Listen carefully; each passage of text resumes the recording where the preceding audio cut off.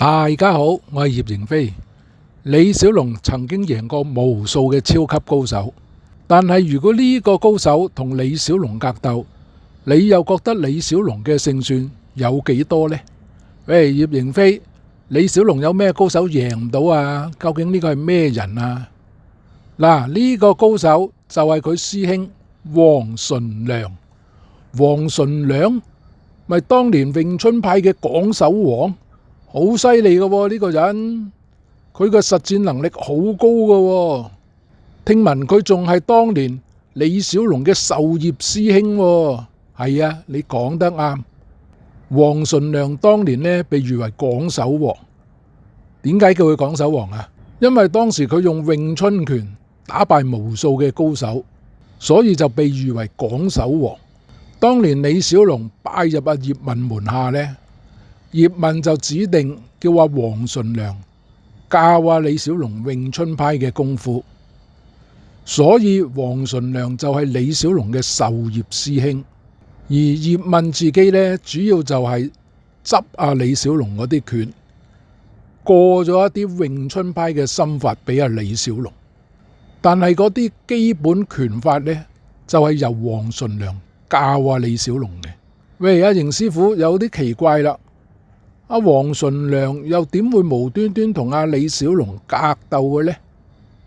嗱，其實係咁嘅，李小龍喺香港去咗美國，都不間斷同黃純良呢有輸送來往嘅，主要都係講一啲武術嘅心得。咁直至李小龍喺美國返嚟香港，咁李小龍呢都有揾黃純良去大家研究下武術，將大家得到嘅武術心得交換嚟印證一下。咁有一次大家都講到興起啦，咁就想比試一下，比試啲咩啊？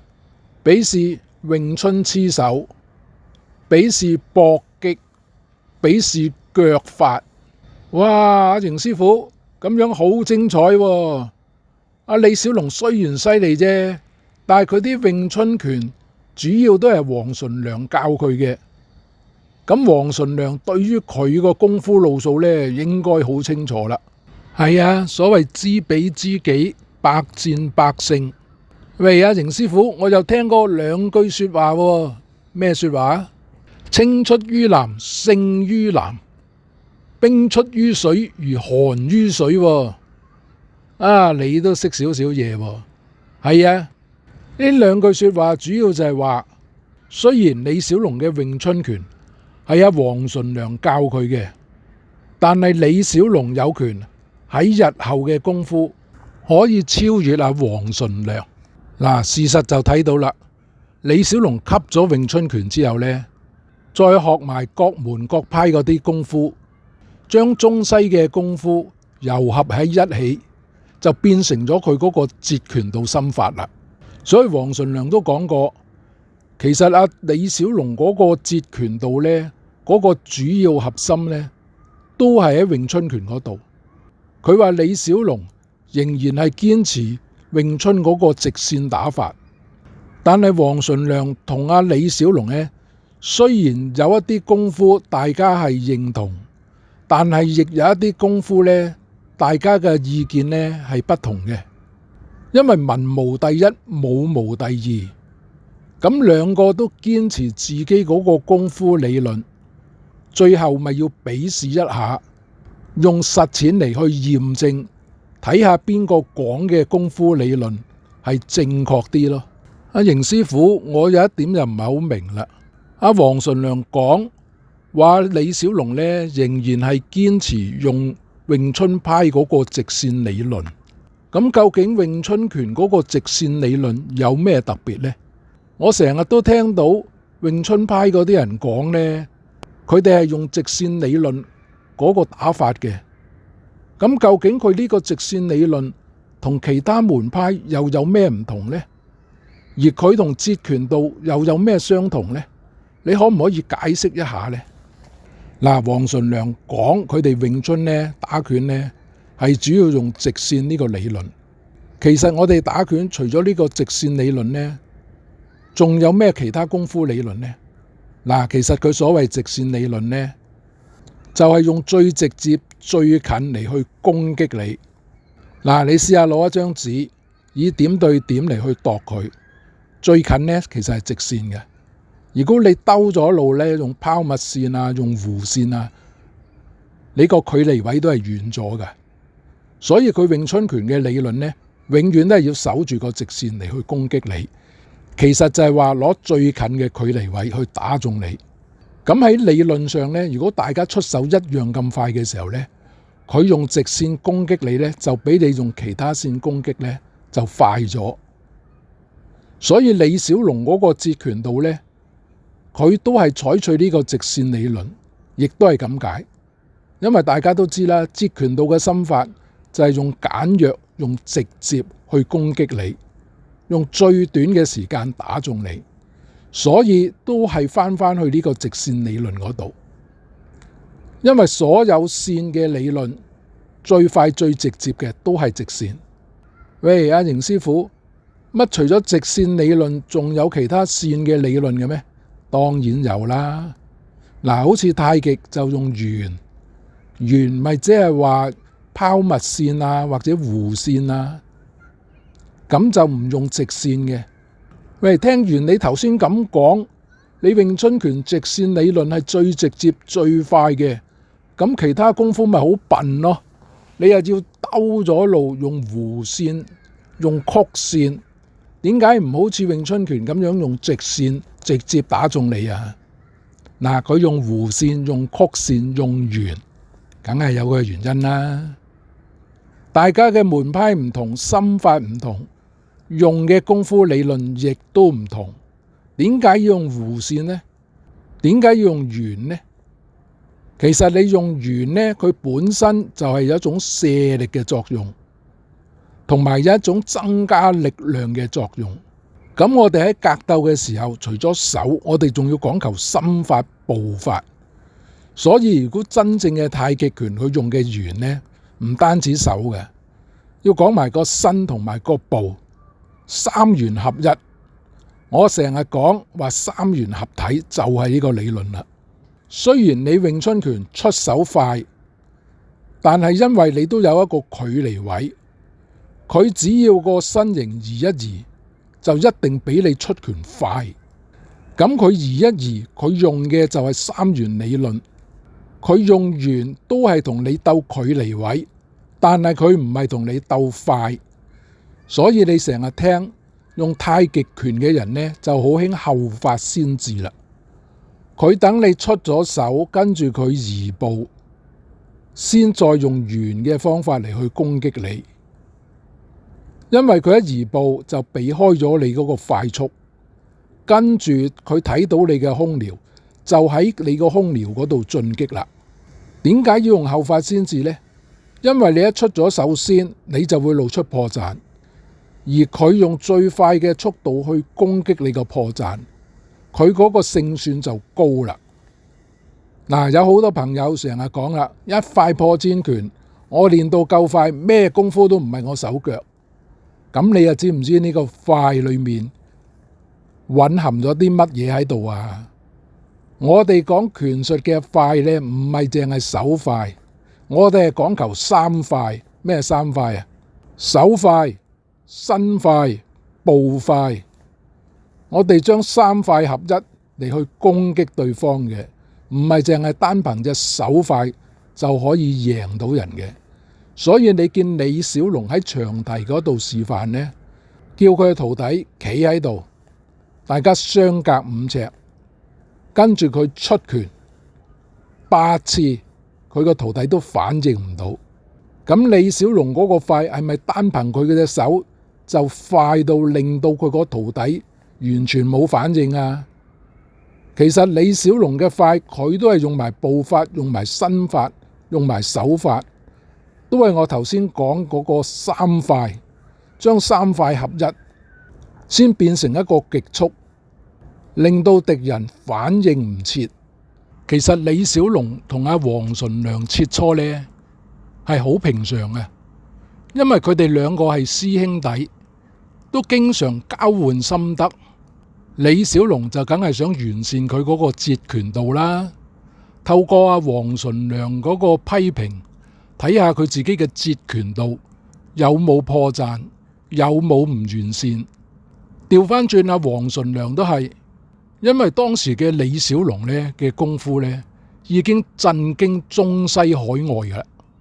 如果透過同阿李小龍嗰個功夫琢磨呢，能夠求到功夫嘅一啲真理，對詠春拳、對詠春派呢都有莫大嘅裨益。所以兩個嘅比試呢，其實係良性競爭。佢哋嘅比試呢，係透過阿黃淳樑一個徒弟講出嚟嘅。佢話當時阿師傅同阿師叔就喺一個密室嗰度，大家就比試黐手，比試搏擊，比試腿法。黃淳樑嘅徒弟就講啦，喺黐手同搏擊嗰度呢，兩個其實都不相伯仲，但係李小龍個腿功呢，真係快到不得了。後尾兩人比試完畢，當然就冇分勝負啦，因為只係切磋，只係師兄弟切磋。但係後尾阿黃淳樑就同佢徒弟講啦，佢話其實如果真打呢，佢唔係阿李小龍嘅敵手。點解佢會咁講呢？黃淳樑同阿李小龍格鬥嘅時候呢，係着長衫長褲嘅，佢就將佢嗰件長衫揭起個衫袖俾佢個徒弟睇，兩個手瓜都瘀晒。你可想而知阿李小龍嗰啲拳勁、嗰啲腳勁幾重啦。但係當時阿黃淳樑呢，就頂住忍住，咁佢個徒弟都講啦，如果係我上場呢，冇可能忍得到噶啦，已經即時輸咗噶啦。但係黃淳樑都補充一句，佢話佢同李小龍比試呢，其實大家都有流力。佢話如果李小龍唔流力啊，分分鐘打死佢。喂，邢師傅，咁啊李小龍咪青出於藍咯？係啊，我哋中國人有兩句說話，有狀元學生，冇狀元老師，所以徒弟青出於藍，犀利個師傅係唔出奇嘅。咁何況李小龍亦都唔係黃淳樑嘅徒弟，只不過係阿黃淳樑教過佢詠春派嘅功夫。而且李小龍除咗詠春之外，亦吸納咗各門各派中西海外不同嘅武術，糅合於一身。阿邢師傅，我有一點又唔係好明白啦。嗱，阿李小龍佢雖然創咗截拳道，但係佢嗰個核心打法呢，都係用詠春直線嗰個原理。咁呢樣嘢，阿黃淳樑係應該好熟悉噶啦。咁點解佢會唔夠阿李小龍嚟嘅呢？其實我以前都講過下啦。如果你真打搏擊呢，除咗你平日學嗰啲功夫之外呢，好講求你嗰個自然反應。因為喺臨場嘅時候，無論你嗰個狀態啊，你嗰個自然反應啊，都係決勝嘅其中一個主要原因。另外仲有一樣嘢。點解好多業餘嘅練武者唔夠啲職業拳手打呢？嗰個關鍵喺邊呢？嗱，我以前都講過下噶啦，我哋練功夫呢，有三樣嘢。第一樣嘢叫文練，第二樣嘢叫武練，第三樣嘢叫橫練。文練就係好多時我哋喺公園呢，見到啲阿伯啊耍嗰啲套路啊，嗰啲就叫文練。武練呢，就打下沙包啊，舉下重啊，嗰啲係叫武練。我哋一般業餘練武者呢，多數都只係文練，或者再加一啲武練。咁另外仲有一樣嘢就叫做橫練。橫練係咩功夫啊？鐵砂掌啊，鐵橋功啊，鐵頭功啊，或者用個身體練抗打啊，用個膊頭撞埋棵樹度啊。呢啲屬於橫練嘅功夫。咁你呢度就睇到啦，黃淳樑嘅功夫呢，主要係喺文練同武練方面。因為睇佢咁耐傳出嚟嘅事蹟呢，睇唔到佢有咩特別嘅橫練功夫。而李小龍就有啲唔同啦。李小龍好標噏佢嗰個力量，佢用個膊頭撞個男人可以彈開10幾尺，成200磅嘅男人同李小龍握手，可以成個俾李小龍摔起笪低。李小龍嗰個嘥棘腿功一踢落你度，你可以離地10幾尺飛開。咁好似頭先李小龍同黃純良格鬥，大家啲拳腳碰撞，黃純良嗰個手臂就瘀晒啦。咁即係話李小龍其實有橫練嘅功夫，係屬於職業級別。嗱，你泰拳話咁犀利呢，其實就係啲泰國仔，好似阿波球啊、善差啊嗰啲啊，佢哋由細用水喉通磨骨，用玻璃樽剝嗰啲腳骨，敲嗰啲腳骨，踢芭蕉樹。另外仲有食材，仲有一啲外敷嘅藥油，咁多種嘢加埋，練成一種橫練嘅腿功。所以對住你一般嗰啲拳手啊，或者練功夫嗰啲人呢，你2下就俾佢砌低噶啦。因為你啲手腳同佢一碰，你已經頂唔住啦。佢除咗啲勁猛之外呢，佢嗰啲骨仲硬，你好似撞落塊鐵度咁。所以一般嗰個業餘練武者啊，同嗰啲職業拳手啊，10幾秒就俾人 KO 噶啦，就係呢個原因。李小龍呢次同佢師兄黃純良比試呢，同其他一般挑戰者係唔同嘅。佢呢啲師兄弟互相切磋、互相研究、精益求精、良性競爭係好事嚟嘅。如果唔係，武術就唔會進步噶啦。所以我哋睇一件事，我哋要多角度去睇，多角度分析。就正如葉迎飛嗰首歌曲，結局也非真。深宵夜念，午夜低回，為了誰自唱？舊愛貪新，有幾多悔恨？昔日恩情盡化煙，人漸遠去，愛海誓盟，我多少情春。到今日明白結局也非真，一生苦累，原是我未能。苦心自問，有沒有可能續我琴韻？如果喜歡我影片，請按訂閱。喺度順帶一提呢，你撳訂閱之餘呢，隔籬有個啷啷，你撳埋嗰個啷啷呢，第一時間就睇到我影片啦。多謝支持。